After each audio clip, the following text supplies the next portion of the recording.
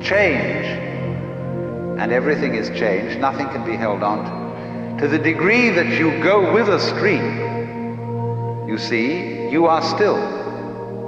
You're flowing with it. But to the degree you resist the stream, then you notice that the current is rushing past you and fighting you. So swim with it. Go with it. And you're there. You're at rest. And this is, of course, particularly true when it comes to those moments when life really seems to be going to take us away. And the stream of change is going to swallow us completely. The moment of death. And we think, oh, this is it. This is the end. And so at death we withdraw. Say, no, not that. Not yet, please.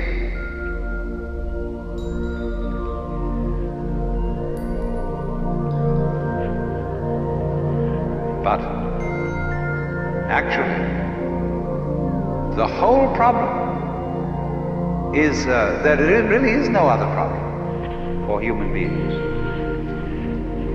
than to go over that waterfall when it comes. Just as you go over any other waterfall. Just as you go on from day to day. Just as you go to sleep at night. Be absolutely willing to die. Now, I'm not preaching. I'm not saying you ought to be willing to die and that you should muscle up your courage and somehow put on a good front when the terrible thing comes. That's not the idea at all. The point is that you can only die well if you understand this system of waves. If you understand that your disappearance as the form in which you think you are you, your disappearance as this particular organism, is simply seasonal. That you are just as much the dark space beyond death as you are the light interval called life. These are just two sides of you. Because you is the total wave. See, you can't have half a wave. Nobody ever saw waves which just had crests, no troughs. So you can't have half a human being who is born but doesn't die. Half a thing. That would be only half a thing. But the propagation of vibrations, and life is vibration, it simply goes on and on, but its cycles are long cycles and short cycles. Space, you see, is not just nothing.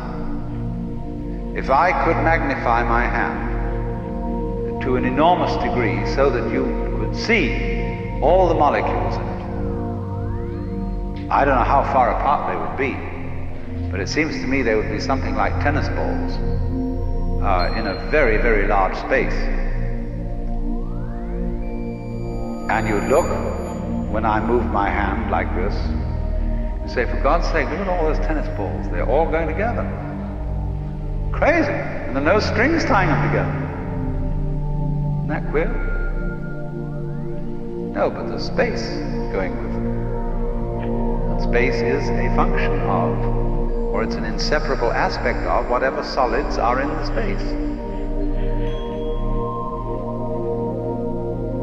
That is the clue, probably, to what we mean by gravity.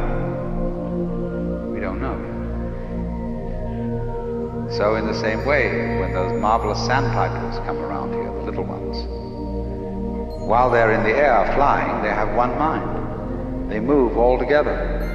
When they alight on the mud, they become individuals and they go pecking around for worms or something.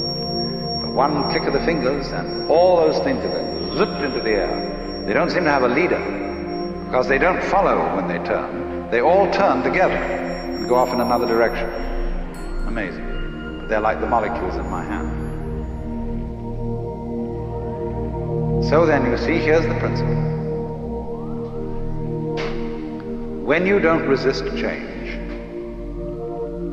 I mean over-resist, I don't mean being flabby. When you don't resist change, you see that the changing world, which disappears like smoke, is no different from the nirvana world. Nirvana, as I said, means breathe out. Let go of the breath. So in the same way, don't resist change. It's all the same principle. So the Bodhisattva saves all beings, not by preaching sermons to them, but by showing them that they are delivered, they are liberated by the very fact of not being able to stop changing. You can't hang on to yourself. You don't have to try not to hang on to yourself. It can't be done, and that is salvation. Memento mori, be mindful of death.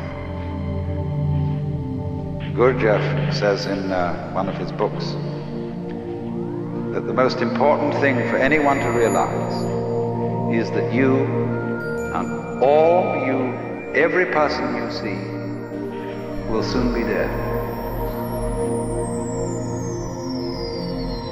See, it sounds so gloomy to us because we have devised a culture fundamentally resisting death. From the first standpoint, the worst is going to happen. You're all going to die. And don't just put it off in the back of your mind and say, I'll consider that later. It's the most important thing to consider now, because it enables you, it is the mercy of nature, because it's going to enable you to let go and not defend yourself all the time. Waste all the energies in self-defense.